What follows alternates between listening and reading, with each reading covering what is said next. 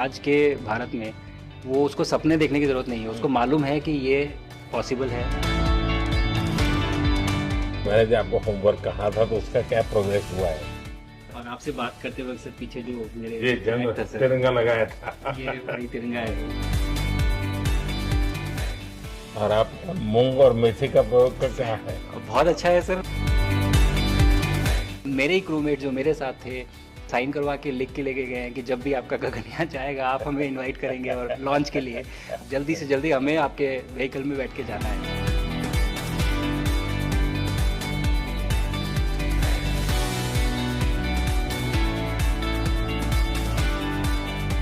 आप लोग जब इतनी बड़ी यात्रा करके वापस पहुंचते हैं, जी सर।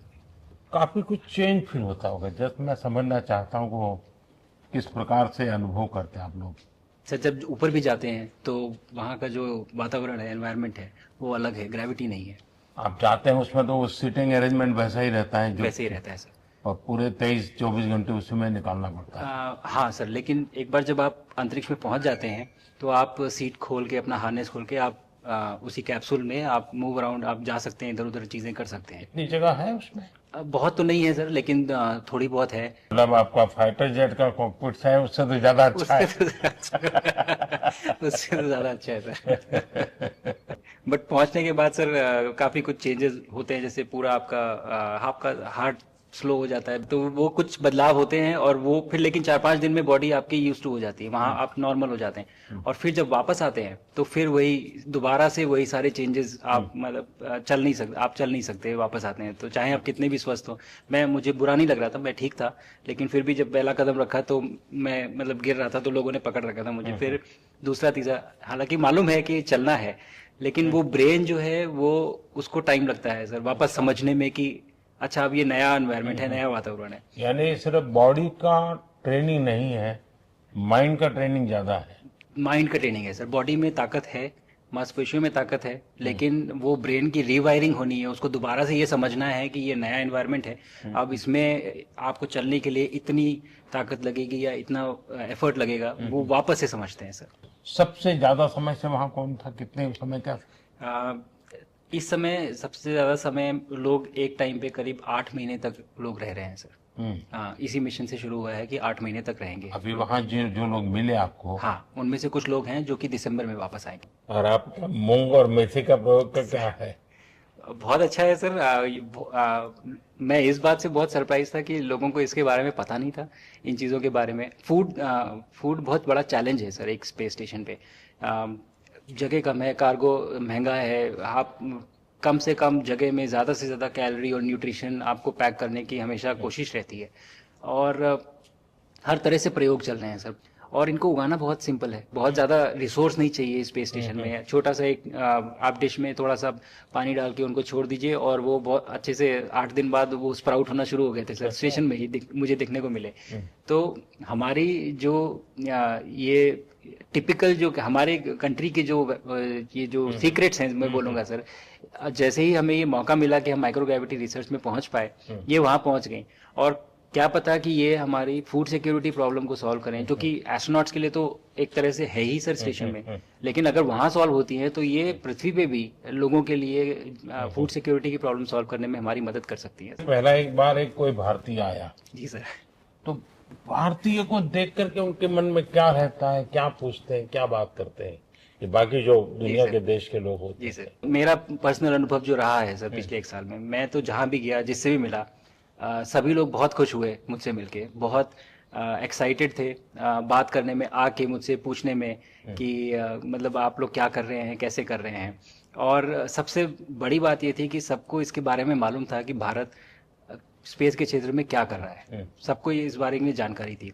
और सब मुझसे ज़्यादा तो कई लोग थे जो गगनयान के बारे में इतना एक्साइटेड थे, जो आके मुझसे पूछ रहे थे कि आपका मिशन कब जा रहा है। एंड मेरे ही क्रूमेट जो मेरे साथ थे मुझसे साइन करवा के लिख के लेके गए हैं कि जब भी आपका गगनयान जाएगा आप हमें इनवाइट करेंगे और लॉन्च के लिए, और उसके बाद जल्दी से जल्दी हमें आपके व्हीकल में बैठ के जाना है। तो मुझे लगता है सर कि बहुत ज़्यादा उत्साह है। ये सारी आपको टेक जीनियस के रूप में बुलाती थी, क्या कारण? नहीं सर, वो लोग मुझे लगता है बहुत काइंड है जो इस तरह से बोलते हैं, बट मेरी जो ट्रेनिंग रही है सर, जो एयरफोर्स में ट्रेनिंग रही है और उसके बाद हम लोग ने टेस्ट पायलट की ट्रेनिंग की सर।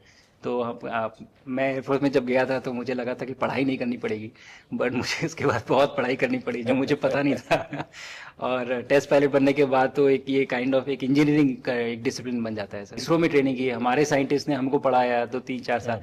तो मुझे लगता है कि हम लोग काफ़ी अच्छे से तैयार थे सर इस मिशन के लिए जब पहुंचे। मैंने जो आपको होमवर्क कहा था तो उसका क्या प्रोग्रेस हुआ है?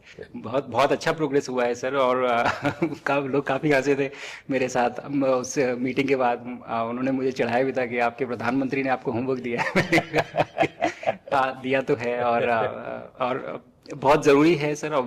हमें इस बात का आभास था, मैं गया ही इसलिए था।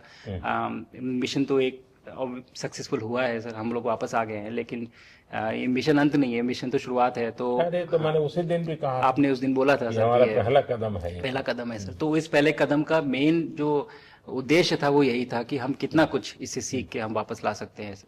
लेकिन सबसे बड़ा काम होगा हमारे सामने, एक बहुत बड़ा एस्ट्रोनॉट का पूल होना चाहिए हमारे पास। सर हमारे सामने 40-50 लोग सर रेडी इस प्रकार का। सर